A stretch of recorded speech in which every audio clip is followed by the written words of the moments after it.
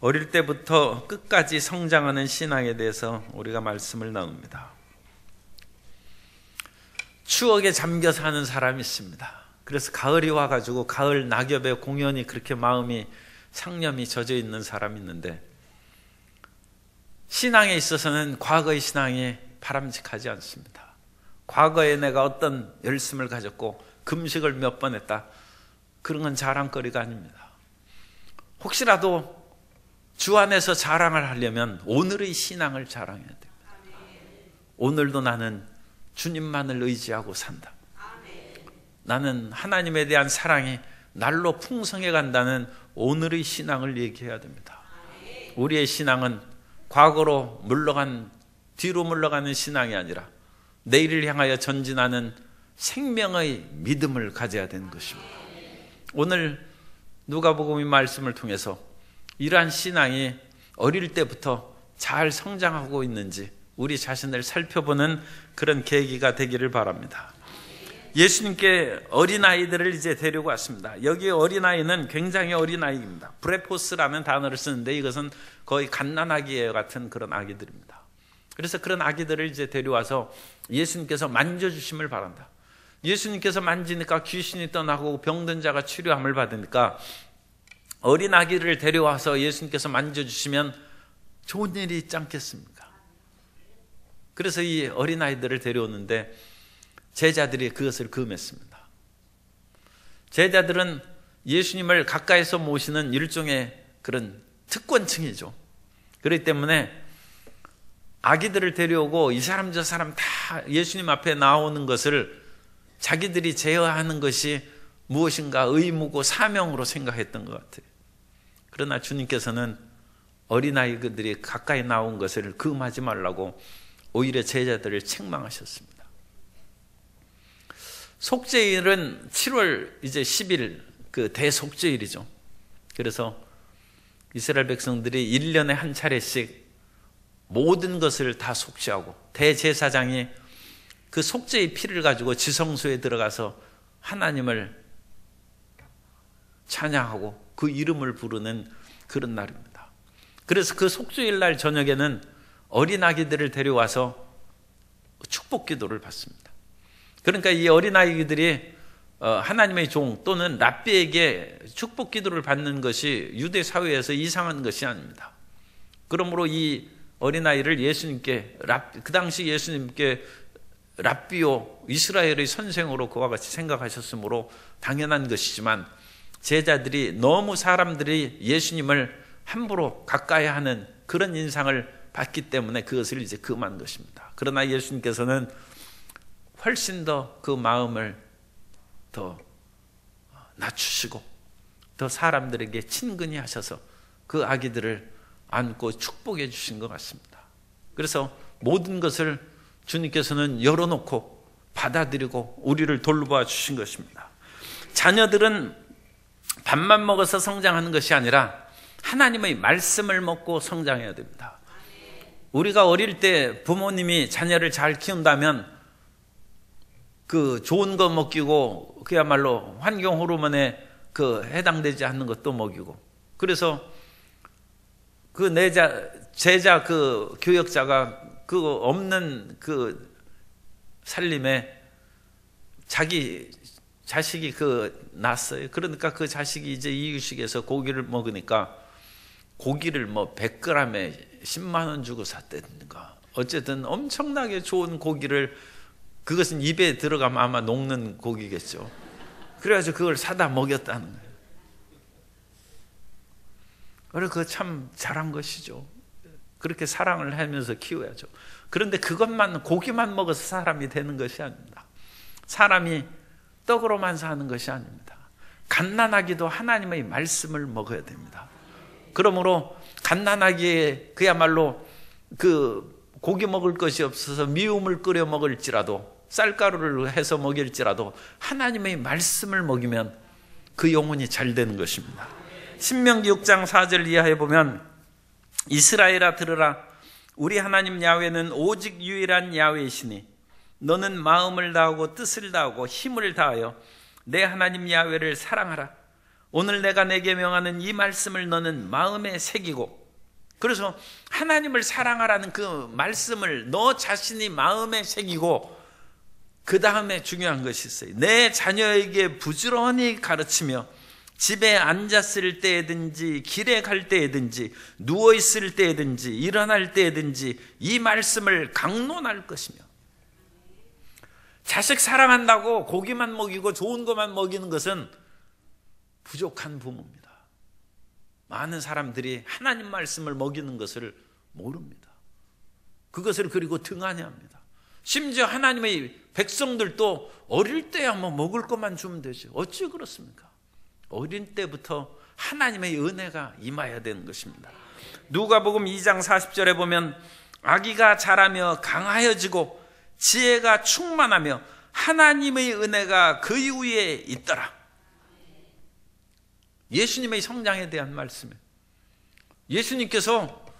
예수님의 어머니 마리아나 그 요셉이 목수하면서 그 당시 별로 그와 같이 돈 많이 버는 직업 아닙니다. 요즘에는 그런 그 목공일 하고 그러면 뭐 하루 일당이 뭐 20만 원씩도 받고 뭐 그런다고 그래요. 그러니까 상당히 수입이 좋을 수도 있어요. 그런데 로마 시대의 목수는 별로 그같이 인기 있고 돈 많이 버는 직업이 아닙니다. 그런데 그 예수님을 훌륭하게 성장시킬 수 있도록 가난한 그 집이 얼마나 가난한지 산모가 그 해산할 방도 얻지 못했어요. 참 요즘의 식으로 얘기하면 2배로 돈 주면 그 방 줄 거 아닙니까? 그죠? 그런데 돈이 없어요. 하나님께서 왜 그런 집에 태어나게 하십니까? 그러니까 그 집에서는 별로 유구 양식은 풍족하지 못해요. 그러나 말씀이 있어요. 마리아는 믿음의 여인이고 요셉도 하나님의 꿈을 보이니까 자기가 정혼한 처녀가 아이를 가졌다는데 의심하지 않을 사람이 어디 있어요? 그러나 하나님의 말씀을 믿는 것, 그 보통 믿음이 아닙니다. 그죠? 사람은 질투에 눈이 어두우면 정신을 못 차리는데 그런 것이 없어요. 그러니까 말씀으로 양육할 수 있는 그 가정에 예수님이 태어나서 자라나신 것입니다. 하나님의 은혜로 자녀와 손자녀를 성장시키는 복된 부모님이요 복된 우리 조부모님이 되시기를 바랍니다. 사람이 자신만 떡으로만 사는 것이 아니고 말씀으로 사는 것이 아니라 자녀도 그렇게 적용해야 되는 것입니다. 아이들도 안수기도를 받고 축복기도를 받아야 합니다. 누가복음 2장 25절 이하에 보면 예루살렘에 시므온이라 하는 사람이 있으니 이 사람은 의롭고 경건하여 이스라엘의 의로를 기다리는 자라. 성령이 그 위에 계시더라. 그가 주의 그리스도를 보기 전에는 죽지 아니하리라는 성령의 지시를 받았더니 성령의 감동으로 성전에 들어가매 마침 부모가 율법의 관례대로 행하고자 하여 그 아기 예수를 데리고 오는지라. 시므온이 아기를 안고 하나님을 찬송하여 이르되, 하나님께 그와 같이 찬양하고 그 아이를 이제 예수님이니까 사실 뭐 안수기도 했다고 그런 표현이 그 적용이 안 되죠. 그러나 그 아이를 안고 축복하는 것입니다. 그 하나님의 은혜로 성장하는 것입니다. 그러므로 부모님은 자기 자식, 손 자녀들이 그냥 빵만으로 살게 하면 안 돼요. 이 빵만 해야 요즘에 온갖 공예가 있고 그래가지고 문제도 많아요. 그렇다고 해서 100g에 10만 원짜리 그 고기 먹일 뭐 그런 것도 안 되고 별로 좋지도 않아요. 은혜가 임하는 거예요. 하나님의 은혜로 키워야 됩니다. 그래서 이 제자들이 예수님께 안수받으러 부모들이 데려오는 그것을 보고 기뻐한 것이 아니라 막아서 자기들이 특권의식을 드러냈는데 예수님께서는 그러지 말고 내가 비록 고달프고 힘들더라도 모든 아기들을 내가 축복하겠다. 오늘날에는 아이들을 뭐 손자녀들이 아주 귀하죠. 우리나라처럼 지금 인구가 자녀 출산율이 낮고 인구의 감소 그런 추세가 뚜렷하게 나타나는 나라가 거의 없어요. 그런데 인도에 가면 아이들이 막 지쳐내. 그야말로 아이들이 너무 많아요. 그러니까 그 아이들이 많은 상황에서는 아이들을 귀하게 여기지 않고 그 오면 귀찮다고 가고 그러죠. 옛날에도 아이들을 5명, 10명 있고 그러면 저쪽으로 가라고 해서 쫓아내고 그러죠. 그리고 아유 그 어디로 없어지라고 그래. 그런데도 애들은 하나도 안 없어져요. 저녁 밥 먹을 때는 다 오는 거예요. 그런데 요즘에는 정말로 한두 명 자녀 키우니까 너무 귀하게 여겨서 그냥 빈말로 없어지려 하면 정말 애들이 없어진다는 거예요. 그러니까 이게 교육이 제대로 되는 것이 아니죠. 애들은 5명, 10명 있으니까 내가 여기에서 엄마한테 떨어지면 죽는다 해가지고 절대로 떨어지지 아니하고 끝까지 살아가는. 그러니까 그렇게 할 때는 애들이 귀찮죠. 제발 좀 그렇게 어디 가서 놀고 눈앞에 어른거리지 말라고. 그래도 애들은 끈질기지 하죠. 그러니까 그 당시 유대 사회에서도 아이들이 많아요. 오늘날에도 유대인의 그런 정통 그 믿음을 가진 그 가정에서는 자녀들을 한 10명씩 낳습니다. 그래서 안식일에 회당 갈 때는 그 아버지가 이제 애들을 데려가는데 무슨 염소 새끼처럼 새카만 옷 입어가지고 줄줄이 그래가지고 한 7, 8명, 10명이 막 따라가는 거예요. 그러나 그런 귀찮을 만큼 많은 자녀들도 예수님께서는 축복해 주십니다. 그래서 그들을 품으시고 끝까지 도우시고, 예수님께서는 더 나아가서 단순히 그들에게 축복하는 것으로 그치지 아니하고 놀라운 말씀을 합니다. 하나님의 나라가 이런 자의 것이니라. 그러니까 하나님의 나라가 이런 어린아이들과 같은 마음을 가진 사람의 것이다. 그럼 어린아이는 뭐냐? 어린아이는 순수성이 있어서 어떤 것을 배우려 할 때 어릴 때 배우는 것이 최고입니다. 그래서 어릴 때는 그 엄마가 영어 가르치면 영어 배우고, 그 엄마가 불어 가르치면 불어 배우고, 가르치는 대로 배워요. 그 아이가 난 뭐 그런 거 싫다 그런 것이 없어요. 그래서 어릴 때 그와 같이 언어를, 다중 언어를 배우면 어릴 때부터 다중 언어를 구사할 수 있다는 것입니다. 그러나 한국말을 제일 잘해야죠. 그죠? 그 한국어를 모르고 다른 나라를 배우면 국가의 정체성을 상실해 버리기 때문에 마치 고향 없는 사람이 떠돌이처럼 마음에 어떤 그 안정감을 상실하는 것처럼 그런 마음을 가질 수 있어요. 그러니까 그 언어 배우는 것을 조심해야 돼요. 사람에게는 모국어가 있어요. 모국어가 있고 고향의 말이 있으면 그 말은 자기에게 안정감과 친근감을 줍니다. 그런데 그 모국어를 어릴 때 교육, 영어 빨리 배우라고 해서 그거 없애버리면 안정감이 사라지고, 자기의 정체성, 한국말을 해도 그 마음에 기쁨이 없어요. 사람이 한국말을 배우면 그것이 어릴 때부터 그 마음에 새겨져 있으면 힘들고 어려울 때 한국말을 누가 하고 그러면 힘이 생겨요. 그런데 그거에 대한 그 뚜렷한 사랑과 확신의 그런 것이 없이 살아온 사람은 힘들고 어려울 때 그 말을 위로해서 들려줘도 힘을 못 얻는 거예요. 그러니까 하나님께서 우리에게 말씀하실 때 히브리어로 말씀하시면 우리가 알아듣겠습니까? 한글로 말씀하셔야죠. 그래서 우리의 가장 마음에 깊은 것에 감동을 주는 언어로 그와 같이 이제 사용하는 것이죠. 그래서 어릴 때는 어쨌든 이와 같이 순수하기 때문에 그야말로 백지 상태라고도 얘기하죠. 그래서 모든 것을 받아들일 수 있다. 그래서 예수 그리스도를 믿으라고 하는 그런 복음도 어릴 때는 순수하게 받으려. 그러니까 어린아기들에게 전도해야 돼. 나이 든 분들에게 전도를 실패한 분들은 애들이라도 제발 데려와서 전도해가지고, 애들은 그냥 사탕 한 개만 줘도 교회 와서 앉아있을 수 있어요. 전도하세요. 어린아이 때부터 전도하는 거예요. 성장한 후에 어떻게 되는 것은 그 다음 일이고, 어쨌든 어린아이에게 항상 하나님의 말씀 가운데 젖어들게 하시고, 찬양 가운데 젖어들게 하시고, 기도하고 박수하고 그와 같이 하는 것을 어린아이 때부터 그 심령에 새기는 것이죠. 심령에 각인하는 그러한 믿음의 부모들이 되시기를 바랍니다. 그래서 어린아이 그 순수성을 본받으라는 것입니다. 그 순수성을 가진 사람의 그 상태가 하나님의 나라라는 것입니다. 그리고 그 아이들은 겉으로 보이고자 하는 가식이나 그런 것이 없어요. 애들이 요즘에 그렇게 자기 자신을 꾸미고 무슨 연예인 비슷한 아이들도 가끔 있긴 있습니다만 자기 자신을 꾸미고 가식한 그런 것이 없어요. 그 마음에 그런 진실함이 드러납니다. 그것이 하나님 나라의 그런 속성이고, 또한 자기의 약함을 알고 기꺼이 엄마의 품에 안기는 것이죠. 그거 하나님의 품에 기꺼이 안기라는 것입니다.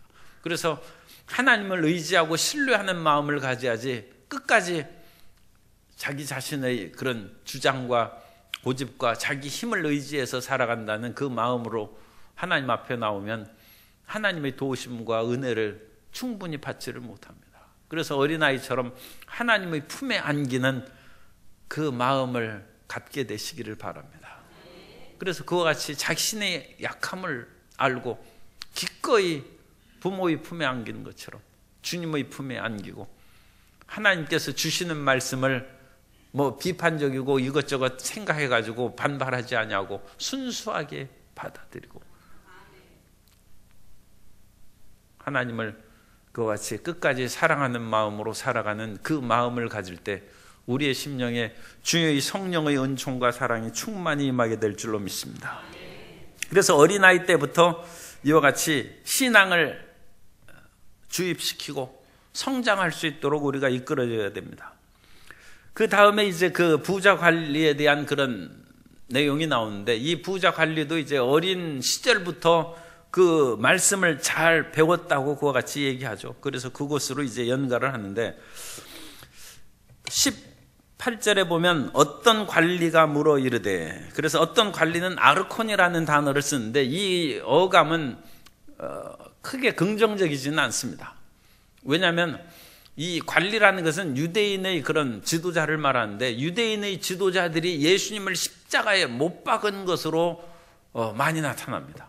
그렇기 때문에 누가복음에서도 여기에서 어떤 관리라는 그런 그 어감은 이 다음에 전개될 내용이 좀 부정적인 것을 짐작하게 하는 그런 단어다, 이렇게 생각할 수도 있습니다. 그러나 어쨌든 이 어떤 관리가 상당히 긍정적으로 예수님께 일단 나옵니다. 선한 선생님이여, 내가 무엇을 하여야 영생을 얻으리까? 선하다는 것은 아가도스예요. 아가도스 어린이집이 그 선하다는 뜻입니다. 그래서 선하다는 아가도스인데, 이 아가도스라는 단어는 주로 하나님께 사용하는 단어입니다. 물론 사람에게도 사용한 예가 성경에 나타납니다. 그러나 사람에게는 별로 쓰지 않냐고, 사람에게 당신은 아가도스, 굉장히 선하고 도덕적으로 훌륭합니다, 그럴 때는 약간 그 아부하는 그런 느낌이 좀, 그 면전에서 선한 선생님이요 하고 그렇게 하는 것은 약간 그것이 거북스러운 그런 표현입니다. 그래서 예수님께서는 그런 단어를 함부로 쓰지 말고, 또 이 사람의 마음 가운데 어떤 점으로는 예수님께 뭔가 잘 보이려는 그런 그 속마음이 있었던 것 같아요. 그래서 주님께서 그것을 보시고 지적한 것입니다. 선한 분은 오직 한 분이신 하나님이시니까 그렇게 사람들 앞에서 아첨하고 함부로 그 말을 하지 말라. 그래서 하나님께 집중시키고 주의를 환기시키는 그 말씀을 하십니다. 이 말씀을 하신 것은 하나님께만 집중을 할 때 영생의 길을 들어갈 수 있고 예수님께서 하시는 말씀을 받아들일 수 있다는 그런 복선이 깔려 있습니다. 하나님만을 생각하면 우리는 이웃을 용서할 수 있어요. 하나님만을 생각하면 모든 것을 포기하고 주님만을 따라갈 수 있어요. 오늘 5교구 찬양에서 주님밖에 없다고 그러잖아요. 그런데 주님만 바라보고 딱 하니까 눈앞에 사람이 보이거든. 그러니까 우리가 일을 못하는 거예요. 그래서 우리가 모든 것을 헌신하려고 하는데 사람이 어른거리니까 그 길을 중단하는 거예요. 그러면 이 젊은 관리입니다. 이 젊은 관리에 대한 본문은 공관복음 마태복음, 마가복음, 누가복음 세 복음서에 다 나와요. 다 나오는데 누가복음에서는 관리라고 표현하고 다른 데서는 부자라고 그렇게 나와요. 부자라고. 또는 부자 청년이라고 나오는데, 그래서 이 젊은 관리는 굉장히 부자였어요. 그래서 이 부자의 그것으로 인하여 주님께 나아가는 길이 막혔어요. 돈이 많으면 예수님 잘 믿을 것 같이 생각하는 사람들이 가끔 있어요. 그런데 성경은 돈이 많으면 예수님 잘 믿는데 오히려 방해가 된다는 말씀이 더 많습니다. 그러니까 이건 참 조심스러운 얘기입니다만, 그러니까 너무 돈을 많이 구하면 나 예수님께 나가기 싫다는 그런 얘기로도 비칠 수 있어요. 하나님이 들으시면 좀 그렇게 들릴 수도 있어요. 왜냐하면 성경에 돈 많은 사람이 하나님을 잘 믿는 사람이면 어렵다는 거예요. 오늘 우리가 아까 본문 말씀 읽었지 않습니까? 이 재물 있는 자가 하나님의 나라에 들어가기가 얼마나 어려운지 낙타가 바늘귀로 들어가는 것처럼 거의 힘들다는 것입니다. 그런데 우리가 이 세상에서 부자가 되게 해주십시오. 그러면 나하고 헤어지겠다는 얘기냐? 주님께서 그런 식으로 반문할 수도 있다는 거예요. 아주 조심하라는 얘기예요. 그렇다고 해서 꼭 돈이 있어야 교회도 짓고 화장실도 짓고 교육관도 짓고 그러죠. 그러나 사람은 물질이 엄청난 유혹거리가 될 수 있습니다. 그러므로 성경에서는 오죽했으면 하나님과 재물을 겸하여 섬기지 못한다, 그 말씀이 있지 않습니까? 어쨌든 간에 이 관리는 젊은 청년 지도자로서 그런 권력도 있고 돈도 많아요. 그런데 이 사람이 영생을 왜 구했는지 그게 잘 이해가 안 돼. 돈 많고 그거 같이 젊고 행복하게 그렇게 살 수가 있을음직한데 예수님 앞에 나와서 영생을 구했어요. 그래서 예수님께서 이웃사랑을 가르칩니다. 영생을 얻는 길은 하나님의 말씀을 순종하는 것인데, 하나님 말씀을 순종하는 첫째 되는 계명은 하나님을 사랑하는 것입니다. 그런데 예수님께서는 이웃사랑을 말씀하셨어요. 이 사람이 하나님에 대한 의무는 아마 충실히 행하는 것으로 주님께서 인정하셨을 수 있어요. 그래서 20절에 보면 내가 계명을 안 하니 간음하지 말라, 살인하지 말라, 도둑질하지 말라, 거짓 증언하지 말라, 내 부모를 공경하라 하였나니. 이 모든 말씀 이게 뭐예요? 10계명의 대인계명이에요. 10계명은 대신 하나님에 대한 계명과 사람에 대한 대신 계명과 대인, 그 두 계명으로 나눠지는 것이죠. 1계명부터 4계명까지는 하나님에 대한 계명이고, 5계명 내 부모를 공경하라, 5계명부터 10계명 탐내지 말라는 10계명까지는 대인, 사람에 대한 계명입니다. 예수님께서 지금 대인 계명만 말씀하시는 거예요. 간음, 살인, 도둑, 거짓 증언, 내 부모를 공경하라. 그러므로 여기에서는 하나님의 사랑이 이웃 사랑에 의해서 확인할 수 있다는 그것을 가르칩니다. 이 사람은 하나님을 그야말로 쫓고 사랑하는 것이죠. 그런데 사람에 대해서는 어떤지 그게 문제가 있어요. 요한일서 4장 20절에 보면 누구든지 하나님을 사랑하노라 하고 그 형제를 미워하면 이는 거짓말하는 자니 보는 바 그 형제를 사랑하는 자는 사랑하지 아니하는 자는 보지 못한 바 하나님을 사랑할 수 없느니라. 그래서 예수님께서 사람에 대한 계명을 이렇게 말씀해 주신 것입니다. 그런데 이 사람은 어려서부터 그야말로 하나님 말씀을 배우는 그 가문에서 자라난 것 같아요. 그래서 어려서부터 내가 그거 다 지켰다는 거예요. 그래서 예수님께서 그렇다면 내가 이 말씀의 대인계명을 진짜로 실행했는지 한 가지 부족한 것이 있는데, 그것은 내 재산을 다 팔아서 가난한 자에게 나눠주라. 그리하면 하늘에서 내 보화가 있으리라. 이거 상당히 좀 이게 강한 표현을 하셨어요. 다 팔아, 다 판타라는 단어를 썼는데 판타라는 것은 모든 것입니다. 영어로 all에 all, 모든 것.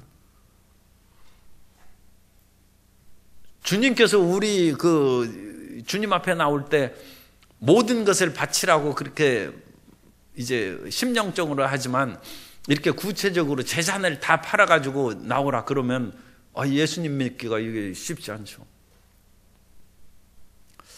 그런데 예수님께서 이 부자에게 그 말씀을 하셨어요. 그것은 이 부자의 가장 큰 걸림돌이 아마 재물에 대한 사랑이었던 것 같습니다. 그러니까 이 사람은 재물에 대한 그런 사랑과 애착을 끊어버리지 못한, 예수님을 믿는 데 있어서 가장 걸림돌이 되는 것이 사람마다 한 가지가 있어요. 가장 사랑하는 거예요.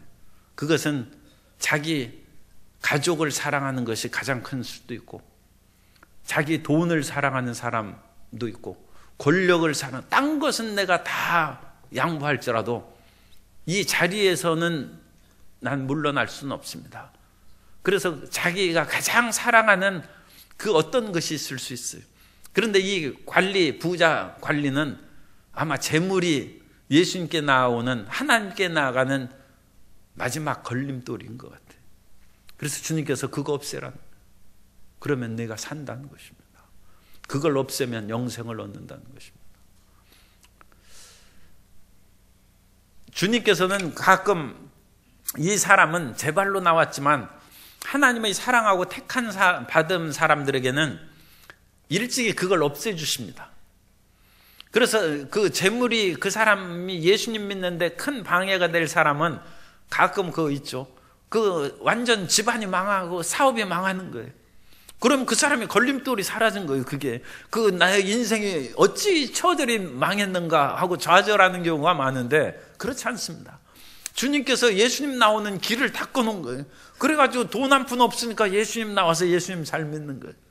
그런데 그 사람이 이제 예수님을 제대로 믿으면 주님께서 그것을 다시 30배, 60배, 100배로 회복시켜 주시죠. 권력으로 인해서, 자기의 명예와 지위로 인해서 예수님을 믿는 것이 방해된 사람은 그 지위에서 쫓겨나게 하는, 그래서 아무것도 없는 그런 그 명예도 잃고 권력도 잃는 상태가 되면 그때야 천부의 의지 없어서 손들고 예수님을 믿는 거예요. 그러면 하나님께서 다시 그 사람을 지위도 주고 회복시킬 수 있어요. 그러니까 자기 자신에게 있어서 가장 큰 걸림돌이 무엇인지 그것을 포기하는 것이 신앙입니다. 자기의 가장 사랑한 이것만은 예수님께서 빼앗아 가신다면 난 예수님 못 믿습니다 하는 사람은 아직 예수님 안 믿는 거예요. 나의 가장 사랑하는 것이 없어져도 나는 주님밖에 없습니다. 그것이 신앙입니다. 그러니까 그런 것들이 사람이 되지 않기를 바라고, 그러니까 자기 아내나 남편이나 자기 자식이나 자기 부모나, 이 뒤에 나오죠. 그것을 버린 자는 29절에 있는 것입니다. 집이나 아내나 형제나 부모나 자녀를 버린 자는, 이것은 꼭 버리라는 얘기가 아니라, 그렇다고 해서 나는 예수님을 믿으니까 이제 처자식도 팽개치고 부모님도 봉양하지 않고 내가 살겠다, 그런 의미가 아닙니다. 최고의 사랑을 사람에게 두지 말라는 것입니다. 최고의 사랑을 이 세상의 물질이나 그 어떤 명예나 권세에 두지 말고 예수님께 두라는 것입니다. 그것을 둔 그 순간부터 믿음이 시작되는 것이죠. 그것을 포기하지 않은 것은 아직 예수님을 제대로 믿는 것이 아닙니다. 마지막 최후의 그것을 주님께 기꺼이 드릴 때 그 믿음이 되는 거예요. 주님께서는 딴 것은 별로 신경 안 써요. 마지막 그 최후의 마음을 주님께서는 원하십니다. 그런데 이 부자는 이 재물이 그 걸림돌이 됐어요. 그래서 재물 포기하라는 거예요. 예수님께서 이 다른 마가복음의 본문에서 보면 그를 사랑하사, 그 단어가 있어요. 그 누가복음에서는 그 감정적인 그 용어를 빼버렸어요. 그런데 예수님께서 이 모든 것을 지켰다고 할 때 주님께서 그를 사랑하셨다고 했어요. 하나님은 계명 지키는 사람을 사랑하시는 거예요. 그런데 네가 이렇게 사랑하는데 아직 최고 사랑에 이르지 못했어요. 그렇기 때문에 재물 포기하고 내가 살 길을 마련해 주겠다. 나를 따르라는 거예요. 예수님 믿고 나를 따라오라는 거예요. 예수님이 우리를 뭐 굶기시겠습니까? 우리를 생명의 길로 인도해 주실 줄 믿습니다. 그래서 그를 사랑하사 그것을 벗어버리고 나를 따라라. 그리고 이 누가복음에서는 그러면 그것이 없어지는 것이 아니라 하늘의 보화가 있다고 했어요. 이 땅에 있는 보화가 좋습니까? 하늘에 있는 보화가 좋습니까? 이 땅에 있는 현금이죠. 그거 가지고 금방 빵도 사 먹을 수 있어요.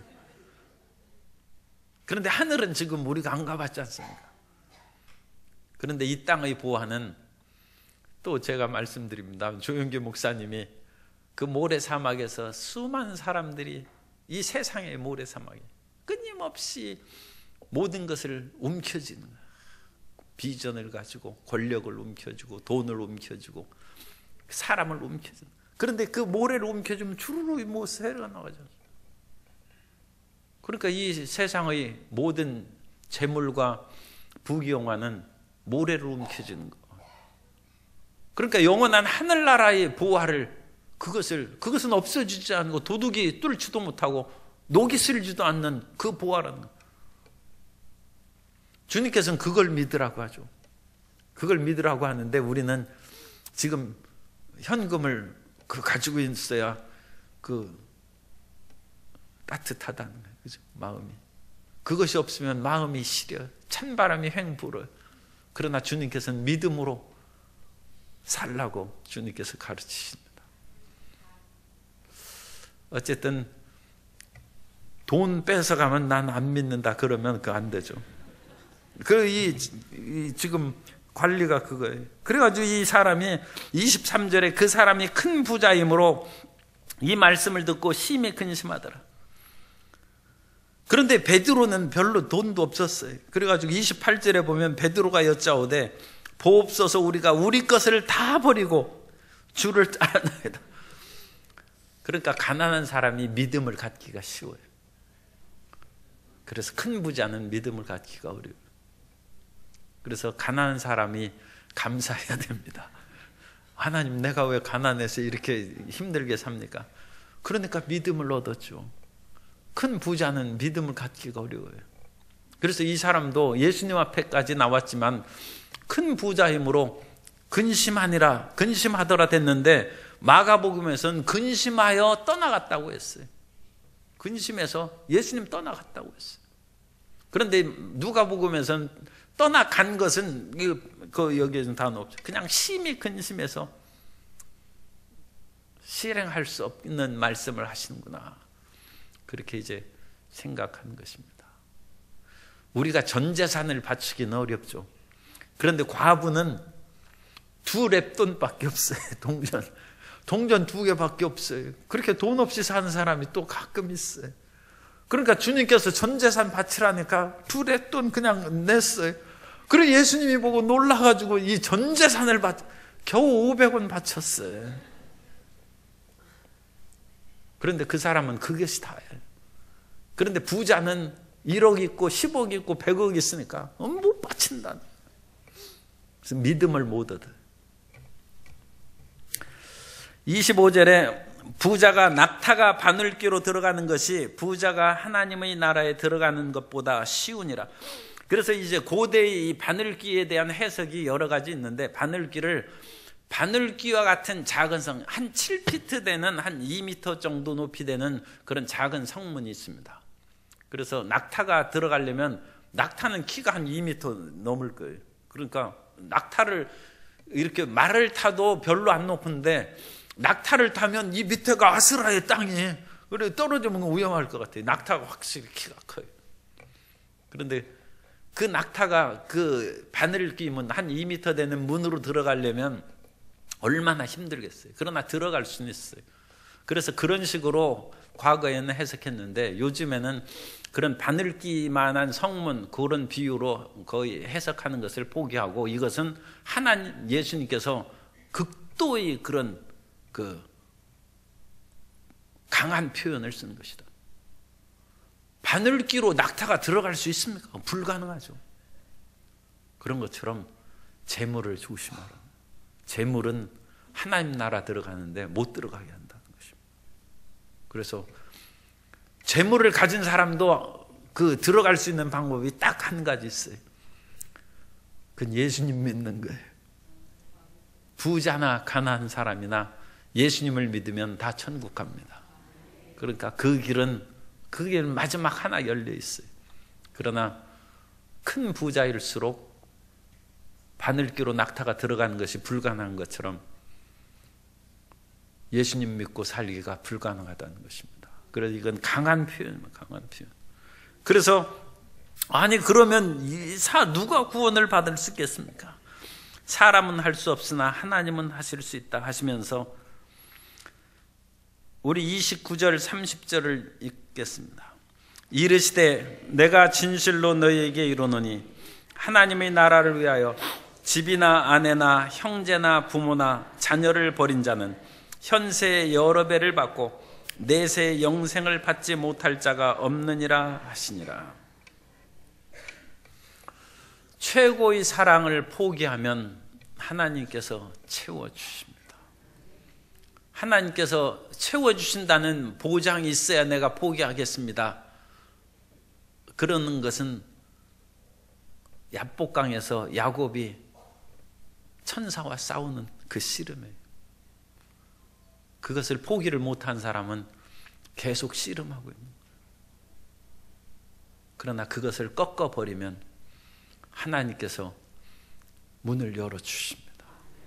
믿음의 문을 열어주셔서 영생을 얻고 뿐만 아니라 버리면 얻을 수 있습니다. 그 호리병에 그 원숭이가 견과류가 들어간 것을 보고 그걸 움켜쥐고 끝까지 안 잡고 안 놓고 움켜쥐면 자기를 묶어놓은 것이 없이 호리병에 그냥 묶여가지고 사람이 와서 붙잡을 때까지 못 놓는 거예요. 그러나 이것을 놔버리면 손에 빠져나가요. 자유를 얻을 수 있어요. 그래서 주님은 지극히 선하시고 좋으신 하나님이십니다. 우리를 사랑하셔서 그 아들을 십자가에 못 박혀 피 흘려 죽게 하심으로 우리 죄를 대속하신 하나님이십니다.